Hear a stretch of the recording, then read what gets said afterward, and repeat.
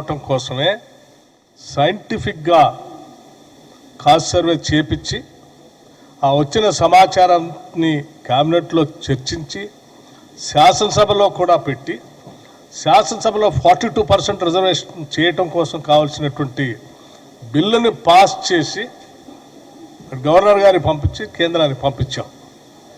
ఇది ఈ ప్రక్రియ అంతా తెలిసినటువంటి వ్యక్తులు ఇలా చేస్తే బీసీలు మేలు జరుగుతున్న ఆలోచన ఏమాత్రం ఇంగిత జ్ఞానం ఉన్నా ఈ కాన్స్టిట్యున్సీస్లో వాళ్ళు పాల్గొనేవాళ్ళు, వాళ్ళు హర్షించేవాళ్ళు, అభినందించేవాళ్ళు. అవి ఏమీ చేయటం ఇష్టం లేకుండా దానికి దూరంగా ఉండి ఈరోజు 42% కోసం మేము పోరాటం చేస్తామనంటే దెయ్యాలు వేదాలు వాళ్ళు ఇచ్చినట్టుగా ఉన్నాయి. Thank you.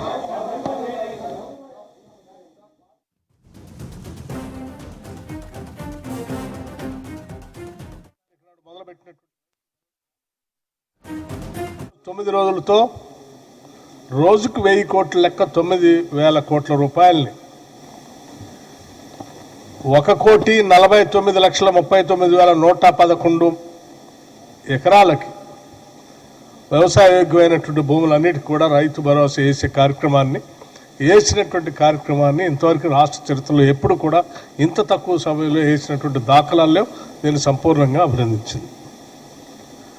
అలాగే రుణమాఫీకి సంబంధించి కూడా కేవలం 3 నెలల్లో ప్రభుత్వం రాగానే 20,000 కోట్ల రూపాయలు రుణమాఫీ చేసిన దానికి కూడా అభినందించింది.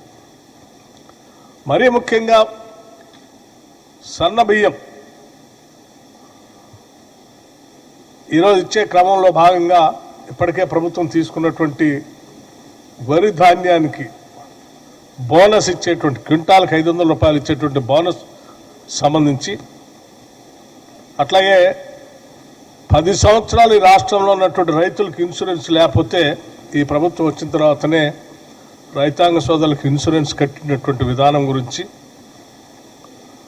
దాదాపు దానికి సంబంధించిన సమాచారం కూడా 42,16,000 మందికి 2,181 కోట్లతో ఇన్సూరెన్స్ చేయటం కూడా జరిగింది.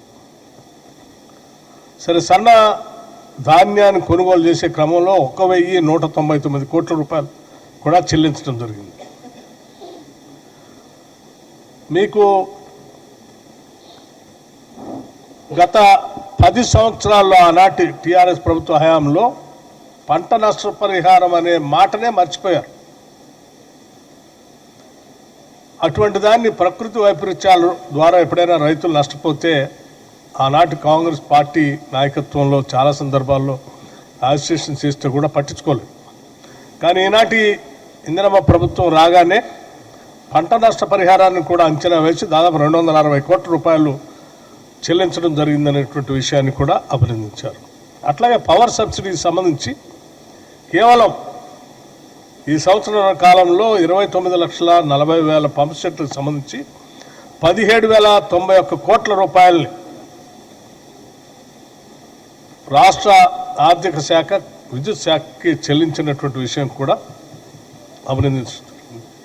అట్లాగే ఇందిరమ్మ ఆత్మీయ భరోసా సంబంధించి చేయూత పథకం 43 లక్షల మందికి ఇచ్చేటువంటి మొదటి వారంలో ఇస్తున్నటువంటి కార్యక్రమం గురించి, ఇందిరమ్మ హౌజెస్ ఒక్కొక్క శాసనసభ నియోజకవర్గంలో 3,500 ఇళ్ల లెక్కన 4.5 లక్షల ఇళ్లని ఒకటేసారి 22,500 కోట్ల రూపాయలతో శాంక్షన్ చేసి ఈరోజు మొదలుపెట్టి ముందుకు పోతున్నటువంటి వైనాన్ని కూడా అభినందించడం జరిగింది. అట్లాగే మహాలక్ష్మి ఆర్టీసీ సంబంధించి ఈ రాష్ట్రంలో మహిళలందరూ దాదాపు 188 కోట్ల సార్లు ఇప్పటికీ ఈ ఉచిత బస్సు రవాణా సౌకర్యాన్ని వాడుకోవటం జరిగింది. దీనికి సంబంధించి ఒక 6,000 కోట్ల రూపాయలని రాష్ట్ర ప్రభుత్వం ఆర్థిక శాఖ నుంచి ఆర్టీసీ శాఖ చెల్లించి జరిగింది. అట్లాగే గృహ జ్యోతి పథకం కింద 200 యూనిట్లు సంబంధించి ఉచితంగా ఇచ్చే కరెంటు దాదాపు రాష్ట్రంలో 51 లక్షల మందికి 51 లక్షల కుటుంబాలు, ఓ రకంగా చెప్పాలంటే 51 lakh మీటర్ హోల్డర్